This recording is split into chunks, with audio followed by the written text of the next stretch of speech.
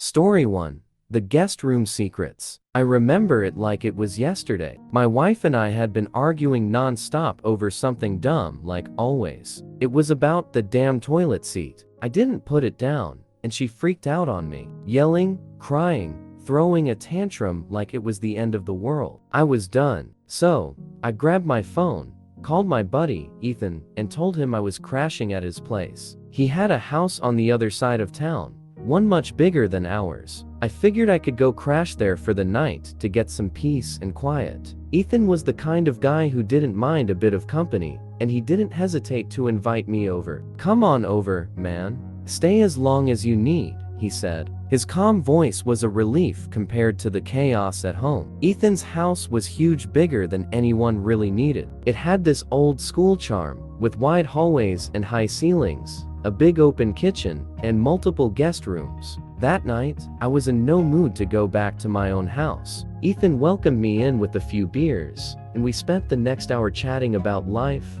work, and of course, how things had been going for me and my wife. Ethan didn't ask too many questions about the fight. He just listened, which is what I needed. Eventually, I told him I was going to bed. He offered me one of the guest rooms, the one closest to the hallway. He had 3 guest bedrooms, all of which were perfectly furnished, but no one ever stayed in them, at least not for long. He mentioned that he only used them for when friends came to visit or for when he threw one of his parties. The rooms were all located on the 2nd floor, lined up right next to each other. Ethan's room was across the hall, but I didn't think much of it. I turned off the lights, climbed under the covers, and finally started to relax. But then, a noise came from the room next door. A tapping sound. It wasn't loud, but it was persistent, like someone was lightly knocking on a wall. I tried to ignore it, figuring it was just the house settling. But it continued. Tap, tap, tap. I rolled over,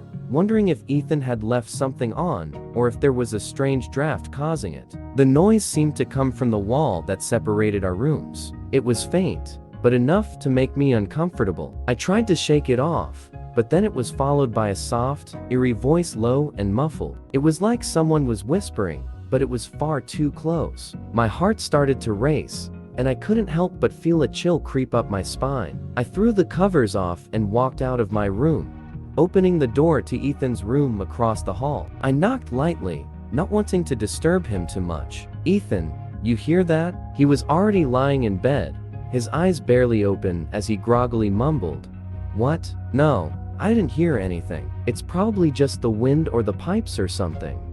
He had a way of brushing things off that always calmed me down, but this time, wasn't so sure. I asked him why he kept the doors to the other rooms locked, and he shrugged, explaining that he kept them locked for privacy and security, nothing too unusual. "I've got some stuff I don't want anyone snooping through," he added. It was a normal enough explanation, so I let it go. But the noise didn't stop. I went back to my room, trying to ignore it. Tap, tap, tap. The whispering voice came again, clearer this time. I couldn't shake the feeling that something wasn't right. After a few more minutes of tossing and turning, I decided to check things out. I was wide awake now, adrenaline coursing through me. I grabbed the key to the guest room doors that Ethan had given me earlier and quietly slipped down the hallway. I tried the doorknob to the room where the noise was coming from. It was locked. That's when I felt a surge of unease. Why would it be locked if no one was supposed to be in there? I stood there for a moment, debating whether I should knock or leave it alone. I knocked softly on the door to Ethan's room again. When he opened it, I asked him what was going on with the locked rooms. He seemed more awake now, and he wasn't as calm as before. He admitted that he kept the rooms locked because he had a lot of personal stuff in there, things he didn't want to risk losing or being tampered with. But still, why would there be sounds coming from there? Ethan got up and grabbed the keys to both rooms. He unlocked the first door, and we stepped inside. The room was exactly how I remembered it, a bed with a clean white sheet, a few books scattered on the nightstand, but the window was wide open, and the curtains fluttered in the breeze. There was no sign of anyone. Ethan looked confused, just as I felt.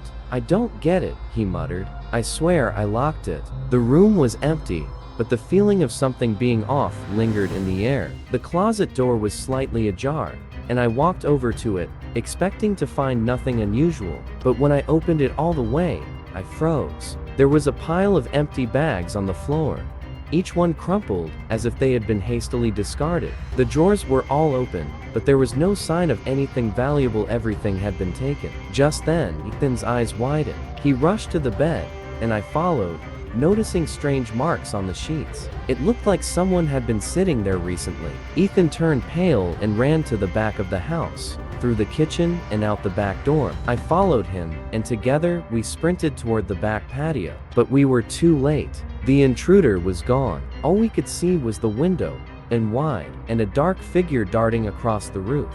We hadn't caught them, but it was clear that someone had been living in that room. We went back inside, checking the rest of the house. Ethan's valuables were gone: his laptop, his wallet, even his spare change. The window was wide open, just like the others. Whoever had been here had left in a hurry. As the night dragged on, we realized that the people who had been living in the house were most likely dangerous, probably homeless, and definitely desperate. Ethan had noticed his food going missing, but he hadn't connected the dots. We both realized now that they had been using the guest rooms as their hideouts, sneaking in and out at night, living among us. By the time we called the police, they had vanished without a trace. We never found out who they were, and Ethan's house was never quite the same after that night.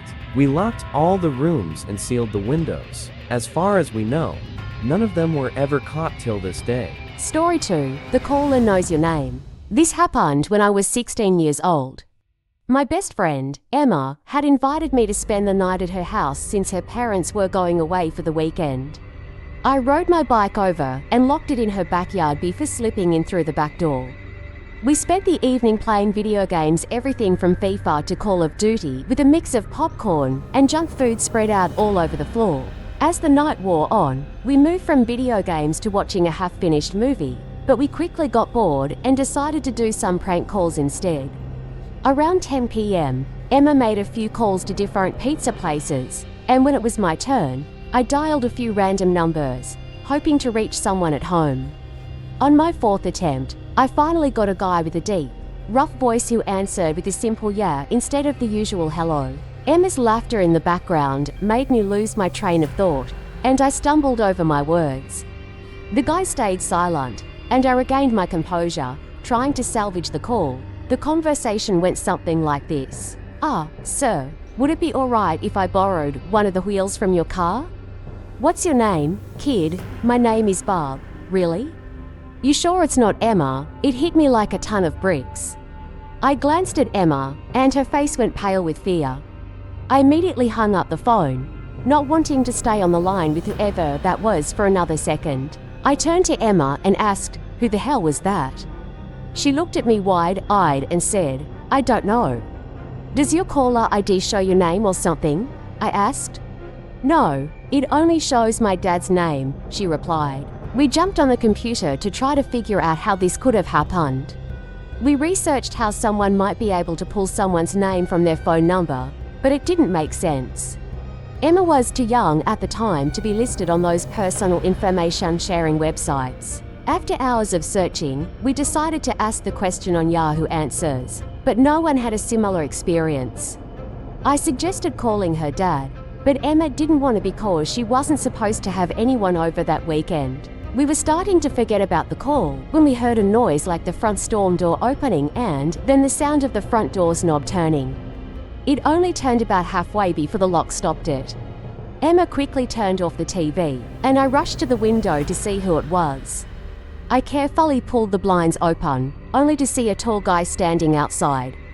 He must have noticed the blinds moving because he turned to look directly at me. I froze, quickly closing the blinds back into place. Emma and I ran into the kitchen, listening for any more sounds. We heard the gate to the backyard open, and I cursed under my breath I'd forgotten to lock the back door. Go shut the door, Emma urged me. I ran to the hallway leading to the back door and froze. There was a silhouette standing right outside. It didn't seem like he saw me, but he was definitely looking into the house. I tiptoed to the kitchen and motioned for Emma to follow me upstairs.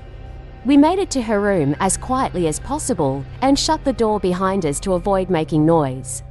We crawled under the bed, And because Emma had cloth covering the underside of the bed, we were hidden unless someone lifted the fabric. We heard footsteps downstairs, and then the sounds of doors opening one by one.